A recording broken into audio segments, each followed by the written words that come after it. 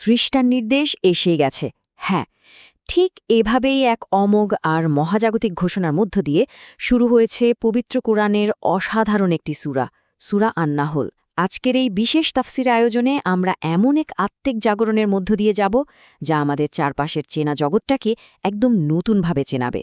একটু খেয়াল করলেই দেখবেন এই বিশাল সৃষ্টির পরতে পরতে লুকিয়ে আছে স্রষ্টার অসীম ক্ষমতার নিদর্শন আর অবিশ্বাস্য সব সৌন্দর্য। এটা শুধু একটা আলোচনা নয়, বরং সৃষ্টা আর সৃষ্টির মধ্যকার এক গভীর সিনেম্যাটিক উপলব্ধির যাত্রা। চলুন শুরু করা যাক। আচ্ছা, কখনো কি একটা ছোট্ট খাতা কলম নিয়ে বসে হিসাব করার চেষ্টা করেছেন আজ সারাদিনে ঠিক কতগুলো নিয়ামত আমরা ভোগ করলাম? সূরা আন-নাহলের ১৮ নম্বর আয়াতে একদম স্পষ্ট করে বলা হচ্ছে, যদি আল্লাহর নিয়ামত গণনা করো তবে তা গুণে শেষ করতে পারবে না। একটু ভেবে দেখুন, প্রতিটা মুহূর্তের এই যে শ্বাস-প্রশ্বাস, এই যে হৃদস্পন্দন, এগুলোর কোনো হিসাব কি আমাদের কাছে আছে? মানুষ হিসেবে আমরা চরম অকৃতজ্ঞ হতে পারি, ভুলে যেতে পারি, কিন্তু সেই অসীম দয়ালু সৃষ্টার রহমত ঠিকই পরম মমতায় আমাদের বাঁচিয়ে রেখেছে। ব্যাপারটা সত্যি অবিশ্বাস্য, তাই না? আমাদের আজকের আলোচনার প্রথম অধ্যায়, সৃষ্টির মাঝে স্রষ্টার নিদর্শন। ৩ নম্বর আয়াতে বলা হয়েছে, আকাশ আর এই পৃথিবী, এগুলোর কোনোটি কিন্তু অকারণে বা খেলার ছলে সৃষ্টি করা হয়নি, বরং এক নিখুঁত আর সুনির্দিষ্ট লক্ষ্যের অধীনে এগুলোকে সৃষ্টি করা হয়েছে। একটু চারপাশের বিশালতার দিকে তাকান। মহাবিশ্বের এই যে এত নিখুঁত ব্যালেন্স বা ভারসাম্য, এর বিপরীতে মানুষ যেসব মিথ্যা উপাস্য বা অংশীদারদের দাঁড় করায়, সেগুলো কতটা তুচ্ছ আর ভিত্তিহীন। সৃষ্টির এই বিশালত্বই কিন্তু প্রমাণ করে এর পেছনে থাকা মহাশক্তিমান স্রষ্টা কতটা নিখুঁত। এখানেই কোরআন তার সবচেয়ে অকাট্য আর তীক্ষ্ণ যুক্তিটা তুলে ধরেছে। একদিকে আছেন সেই একক স্রষ্টা, যার আদেশে সূর্য, চাঁদ আর কোটি কোটি নক্ষত্র বাধ্যগতভাবে নিজ নিজ পথে চলছে, আর অন্যদিকে আছে মানুষের তৈরি করা সেই প্রাণহীন উপাস্যরা, যারা নিজেরা তো একটা ধূলিকণাও সৃষ্টি করতে পারে না, বরং তারা নিজেরাই সৃষ্ট। সবচেয়ে অবাক করা বিষয় হল, তারা এটাও জানে না যে কবে তাদের পুনরুত্থিত করা হবে। সর্বশক্তিমান স্রষ্টা আর ক্ষমতাহীন সৃষ্টির মধ্যকার এই আকাশ-পাতাল পার্থক্যটা সূরা আন-নাহল খুব দারুণভাবে আমাদের চোখে আঙুল দিয়ে দেখিয়ে দেয়। এবার চলুন যাই আমাদের দ্বিতীয় অধ্যায়ে, প্রকৃতিতে লুকানো ঐশী রহমত। মহাশূন্য থেকে এবার একটু পৃথিবীর মাটিতে নেমে আসি। ৫ থেকে ১৪ নম্বর আয়াতগুলো পড়লে আপনি আক্ষরিক অর্থে মুগ্ধ হয়ে যাবেন। আকাশ থেকে ঝরে পড়া বৃষ্টি শুধু আমাদের তেষ্টাই মেটায় না, এটি পুরো কৃষি ব্যবস্থার প্রাণ। এই এক পানি থেকেই জন্ম নিচ্ছে ফসল, জলপাই, খেজুর আর আঙুরের মতো সুস্বাদু সব ফল। আবার দেখুন সমুদ্রকে কিভাবে মানুষের কাজে লাগিয়ে দেওয়া হয়েছে। সেখান থেকে আমরা পাচ্ছি তাজা খাবার, আবার পাচ্ছি চমৎকার সব অলংকার। বেঁচে থাকার জন্য আমাদের যা যা দরকার, প্রকৃতিতে তার সব কিছুর কি এক অবিশ্বাস্য আর সুসংযুক্ত আয়োজন, তাই না? তবে শুধু কি বেঁচে থাকার আয়োজন? মোটেও না। এর পেছনের ঐশী প্রজ্ঞাটা আরও অনেক গভীর। এই যে গবাদি পশু, এগুলো শুধু আমাদের শীতের কাপড় বা যাতায়াতের বাহনই নয়। আয়াতে খুব সুন্দর একটা দৃশ্যের কথা বলা হয়েছে। বিকেলে যখন এই পশুগুলোকে চারণভূমি থেকে ঘরে ফেরানো হয় আর সকালে যখন মাঠে নিয়ে যাওয়া হয়, তখন মানুষের মনে এক অদ্ভুত সম্মান আর প্রশান্তির জন্ম নেয়। মানে দাঁড়ালো, স্রষ্টা শুধু আমাদের প্রয়োজনই মেটাননি, বরং আমাদের চোখের আনন্দ আর মানসিক প্রশান্তির জন্য এই চমৎকার নান্দনিকতারও ব্যবস্থা করেছেন। এবার আরেকটু গভীরভাবে ভাবুন, আমরা যে মাটির উপর এত নিশ্চিন্তে হেঁটে বেড়াই, তা কিভাবে স্থির আছে? পৃথিবীর বুকে পেরেকের মতো গেঁথে দেওয়া হয়েছে সুদীর্ঘ পর্বতমালা, যাতে পৃথিবী হেলে দুলে না পড়ে। আর আমাদের চলাচলের জন্য বিছিয়ে দেওয়া হয়েছে পথ, জীবন বাঁচানোর জন্য দেওয়া হয়েছে নদী। রাতের অন্ধকারে যখন পথ হারিয়ে ফেলার ভয় থাকে, তখন আকাশের তারাকা রাজি হয়ে ওঠে আমাদের নির্ভরতার দিক নির্দেশক। এগুলো শুধু ভৌগোলিক ব্যাপার নয়, এগুলো হলো মানুষের জীবনের প্রতিটি পদে পদে ছড়িয়ে থাকা ঐশী নির্দেশনার এক জ্যান্ত প্রমাণ। আমাদের তৃতীয় অধ্যায়, মানুষের স্বভাব, অহংকার ও অকৃতজ্ঞতা। ৪ নম্বর আয়াতে মানুষকে যেন একটা আয়নার সামনে দাঁড় করানো হয়েছে। বলা হয়েছে আমাদের একদম শুরুর কথা, খুব সামান্য এক ফোঁটা বীর্য থেকে যে মানুষের সৃষ্টি, সেই মানুষই কিনা বড় হয়ে চরম অহংকারী হয়ে ওঠে, নিজেকে অনেক বড় কিছু ভাবতে শুরু করে আর স্রষ্টার সাথে প্রকাশ্য বিতর্কে লিপ্ত হয়।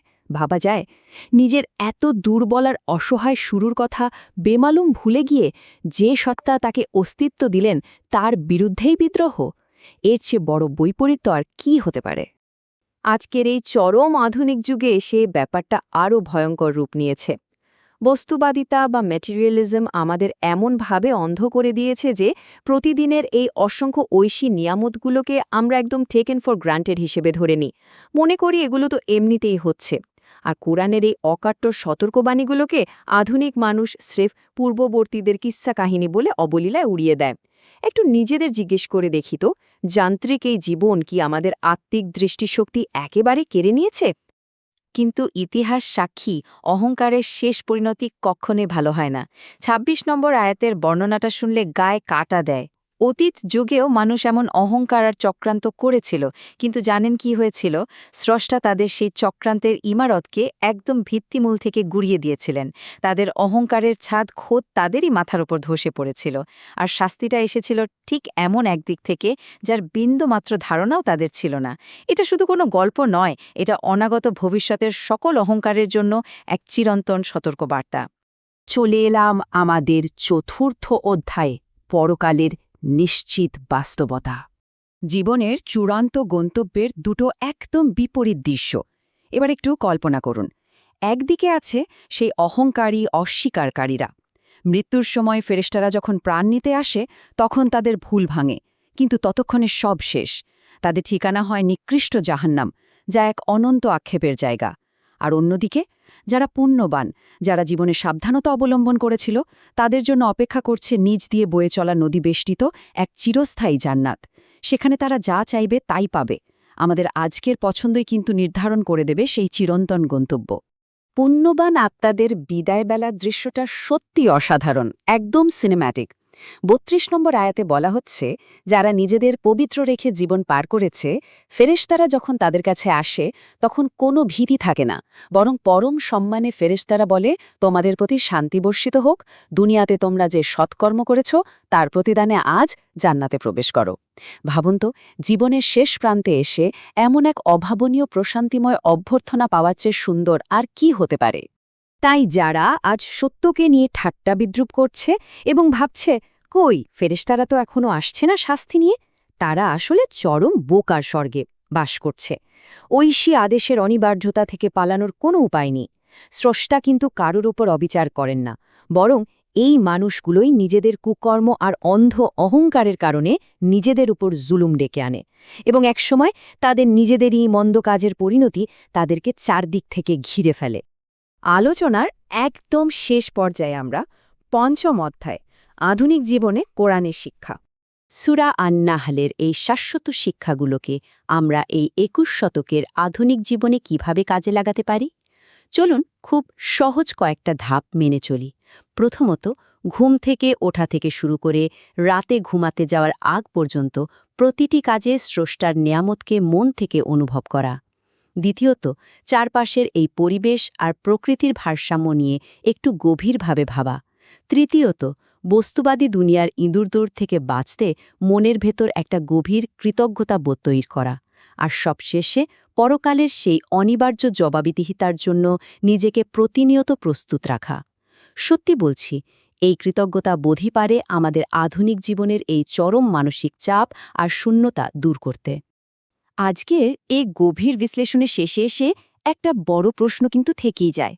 আমাদের চারপাশে ছড়িয়ে থাকা এত এত নিদর্শন, প্রতিদিনের এত রহমত আর সৃষ্টারে অসীম দয়া দেখার পরও আমরা কি এখনও অন্ধের মতো শুধু তর্কই করে যাব, নাকি সব অহংকার দূরে সরিয়ে রেখে সেই পরম দয়ালু দাতার প্রতি এক বুক কৃতজ্ঞতা নিয়ে বিনীতভাবে মাথা নত করব? মহাবিশ্বের এই বিশাল ক্যানভাসে আমাদের অস্তিত্ব নিতান্তই ক্ষুদ্র। তাই সৃষ্টার দেখানো সেই প্রশান্তির পথে ফিরে আসার জন্য আজকের এই মুহূর্তটাই কিন্তু সবচেয়ে সেরা সময়। এই তাফসীর আয়োজনে এতক্ষণ সাথে থাকার জন্য আপনাদের অসংখ্য ধন্যবাদ। আশা করি সূরা আন-নাহলের এই বার্তা আমাদের সবার ভেতরে নতুন এক আত্মিক জাগরণের সূচনা করবে। ভালো থাকবেন সবাই।